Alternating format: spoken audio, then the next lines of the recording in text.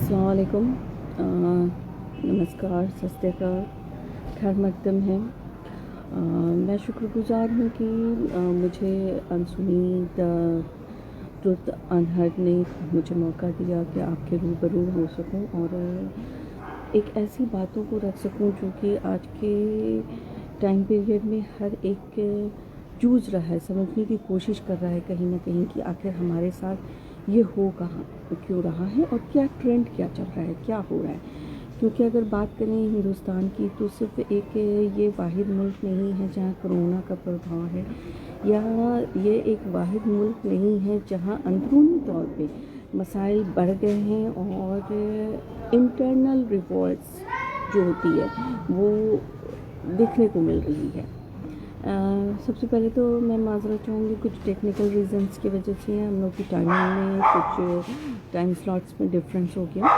तो मैंने ऑलरेडी आपको 5:45 का टाइम दिया हुआ था, जबकि 1 घंटा का डिफरेंस आ गया ऑलमोस्ट। तो मैंने जो हमारे बीच में मौजू रखा है वो है present situation way to future. Why this, What does I really mean by this? Present में ऐसा क्या हो रहा है जो हमें फ्यूचर की तरफ धकेल रहा है, और ये फ्यूचर कौन है? वो फ्यूचर जो नजूमी ताकत बनाना चाहती है, जो जुइस अपनी ताकत को बना के हमारे सामने प्रेजेंट करना चाहते थे, या दूसरे लैंग्वेज में बोला जाए तो जो हमारी कुरान ने अल्हम्दुलिल्लाह जो हमारी कुरान ने ऑलरेडी हमें बताया हुआ है, वही सारी बातें रिपीट हो रही हैं, वही सारी चीज़ हो रही है। क्या ये वही चीज़ की तरफ हम जा रहे हैं? क्या आखिर क्या चल क्या रहा है दुनिया में? अगर हम हिंदुस्तान से स्टार्ट करें, क्योंकि हम हिंदुस्तान में रह रहे हैं, हमें उसके बारे में ज़्यादा इल्म है और उसको ज़्यादा नज़दीकी से हम देख रहे हैं। तो आपको जैसे कि मैंने पहले भी बताया है अबाउट कि हमारा जब से ये कोरोना आया, या कोरोना के पहले जो डिमोनेटाइजेशन का काल चला, उसके बाद भी बहुत सारी चीज़ें हुई जो कि रिवॉल्टिंग थी, चाहे वो सीए का अनाउंसमेंट हो, चाहे एनआरसी का अनाउंसमेंट हो, चाहे 360 का अनाउंसमेंट हो, या कोई भी फॉर्मल लॉ जो कि अभी तक प्रेजेंट चल रहा है, जिसका कोई सोल्यूशन नहीं निकला है और ना ही निकलने की कोई उम्मीद दिख रही है। ये सारी चीज़ें आखिर हमें किस तरफ ढकेल रही हैं? ये सारी चीज़ें हमें नकारात्मक के तरफ ढकेल रही हैं, ये सारी चीज़ें हमें बेरोज़गारी की तरफ ढकेल रही हैं, ये सारी चीज़ें हमें गरीबी की रेखा की तरफ ढकेल रही हैं। आप एक चीज़ समझिए कि सिंपल सा बात है कि जब आप लॉकडाउन में हैं और आपको कोई चीज़ सहूलियत के लिए चाहिए, तो आपका क्या हो रहा है? आप या तो फिर फ्लिपकार्ट से ऑर्डर कर रहे हैं, या अमेज़न से ऑर्डर कर रहे हैं, या बिग बाज़ार, ग्रोफर, मीन्स ऐसी कुछ एमएनसीज़, बिग एमएनसीज़ कंपनी पे आके आप मुहद्दत हो गए हैं। ये बारे में मैंने पहले भी अपने एक साल पहले जब रमज़ान के बारे में मैं टॉपिक डिस्कस कर रही थी, तब भी मैंने ये बातें रखी थी कि हमें इस चेन, जो कि चेन हमारे ऊपर एक तरह से थोपा जा रहा है और हम बड़े शौक से इस चीज़ को अडैप्ट कर रहे हैं, इस चीज़ को हमें तोड़ने की ज़रूरत है। क्योंकि अगर हम ये चीज़ अभी नहीं तोड़ेंगे तो जितने भी छोटे विक्रेता हैं, जितने भी small income based business persons हैं, वो सारे तो ख़त्म होंगे ही ख़त्म होंगे। साथ ही साथ आपका एक स्टेबल निज़ाम जो है वो बिल्कुल तरह से तहस नहस हो जाएगा। और ये तहस नहस करने का और इतनी ज़्यादा परेशानियों का मेन रीज़न क्या है, उस सारी बातों पे हम डिस्कस करेंगे। आज मैं सिर्फ छोटी सी ब्रीफ देना चाहती थी, क्योंकि टाइम हमारा कुछ डिफरेंट हो गया है, तो हम आज कुछ ज़्यादा मौजू को कवर नहीं कर पाएंगे। लेकिन सिर्फ इतना बता देते हैं कि जो पहलुओं से हम लोग गुज़र रहे हैं, पहली चीज़ कि वो वर्ल्ड में सिर्फ वाहिद इंडिया नहीं है जो गुजर रहा है, चाहे वो कोरोना मैटर हो, चाहे इंटरनल उसकी स्टेबिलिटी में बहुत ज़्यादा टेंस जो चल रहा हो वो हो, चाहे आप इकोनॉमिकली बात कर लें वो हो, हर एक चीज़ में कहीं ना कहीं हर एक कंट्री में कुछ ना कुछ जूझने वाली चीज़ें चल रही हैं, कुछ गल्फ़ कंट्रीज़ को छोड़ के। तो ये सारी चीज़ों पे बात करेंगे। मुसलमानों के साथ हर तरफ जितने भी मुल्क हैं, जो भी मोमिन कंट्रोलिंग नहीं है और कुछ मोमिन कंट्रोलिंग में भी एक अजीब सी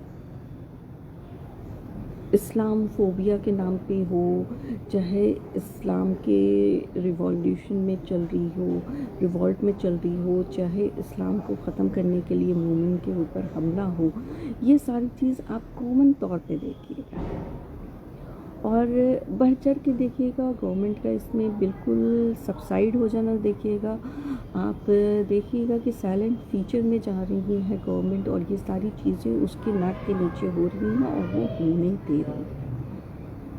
क्या है ये सारी चीज़ें और क्यों चल रहा है ये सारा, आखिर किस तरफ ढकेलने की कोशिश हो रही है। मैंने अपने पहले बहुत बार बातों में 3-4 चीज़ों को रखा है। पहले कि जो हमारी निज़ामिया है उसके साथ साथ हमें एक सब पैरेलल निज़ाम क्रिएट करके चलने की ज़रूरत है। दूसरा कि जितने भी छोटे विक्रेता हैं उसको मरने नहीं देना है। कोशिश करें कि आप जो भी आपके नज़दीक है उन विक्रेता को भी समझाएं कि वो लोग थोड़ा सा अपने आप को हाईटेक करें, आप तक सामान पहुंचाने की कोशिश करें। प्लस अपनी भी जो हमारी एक ख्वाहिशात होती है, डेफिनेट सा बात है, अब मैं किसी मॉल में जा रही हूँ जहाँ 100 तरह की वैराइटीज़ हैं और बहुत ही रिजनेबल रेट भी और मुझे घर तक पहुंचा भी रहा है, तो मेरा अटेंशन होगा कि मैं उस चीज़ को ग्रैब कर लूँ।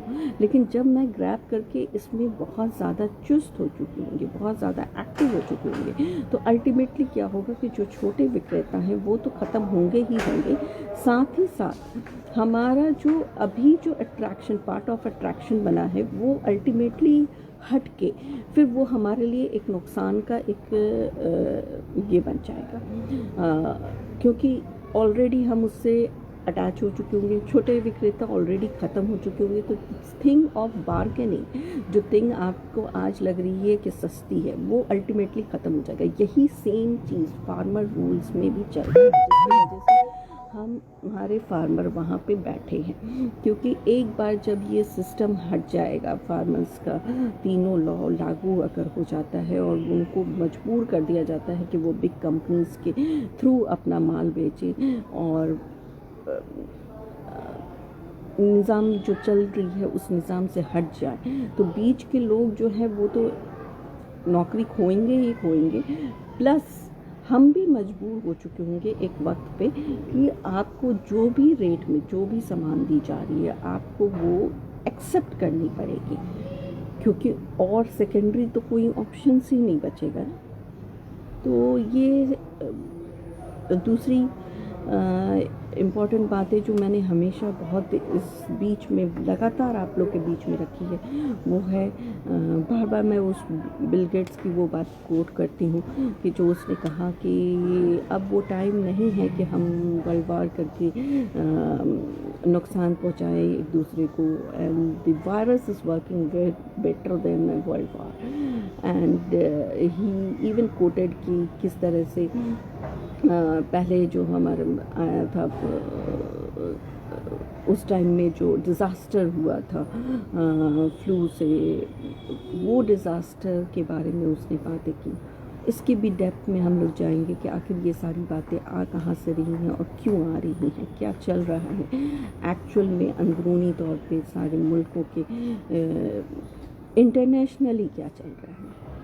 तो अभी के लिए बस इतना ही। इंशाल्लाह मैं कल आपसे फिर जुड़ूंगी सेम टाइम 5:45 में इंशाल्लाह, और उसके बाद हम लोग क्वेश्चनर्स भी लेंगे। अगर आप ज्वाइन करना चाहते हैं हमारे साथ, आप खुद भी साथ में ज्वाइन भी कर सकते हैं और कोशिश करेंगे कि हर एक मौजू को बहुत ही बारीकी से समझें और प्रेजेंट सिचुएशन किस तरह से हमें वो फ्यूचर की तरफ धकेल रहा है जो कि फ्यूचर ऑलरेडी ही आगाही है कुरान में, उसे समझने की कोशिश करेंगे। कहाँ पे हमारी मिस्टेक हो रही है, क्या क्या हमें अपने आप के लिए प्रिकॉशनरी करने की ज़रूरत है और आगे चल के क्या क्या होने वाला है जिसके लिए हमें अपने बच्चों को तैयार करना है। ये सारी मौजूद पे बात करेंगे इंशाअल्लाह। तब तक के लिए शब खैर, अल्लाह हाफ़िज़, शुक्रिया।